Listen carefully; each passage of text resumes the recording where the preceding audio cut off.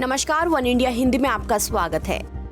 London और इसके आसपास के इलाकों में कोरोना वायरस की नई किस्म तेजी से फैल रही है। इस वजह से ब्रिटेन के पीएम बोरिस जॉनसन ने शनिवार को देश की राजधानी में एक बार फिर लॉकडाउन लागू कर दिए। वहीं क्रिसमस के दौरान प्रतिबंधों में दी जाने वाली छूट भी रद्द कर दी है।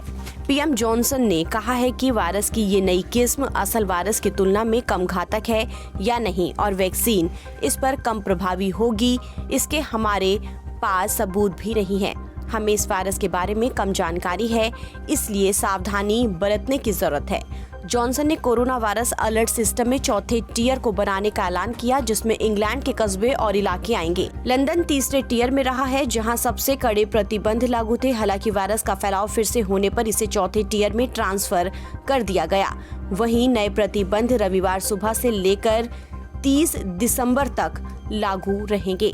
ब्रिटिश पीएम ने डाउनिंग स्ट्रीट में से टीवी संदेश में कहा कि अभी भी बहुत कुछ हमें पता नहीं है। हमें ये मालूम है कि ये नया वायरस तेजी से फैल रहा है, लेकिन हमें ये नहीं मालूम है कि ये घातक है या नहीं।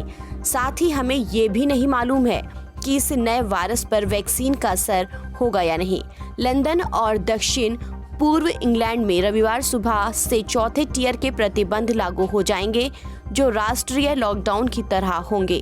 इस प्रतिबंध के दौरान लोगों को घर पर रहना होगा, बिना किसी वजह से निकलने पर पाबंदी होगी।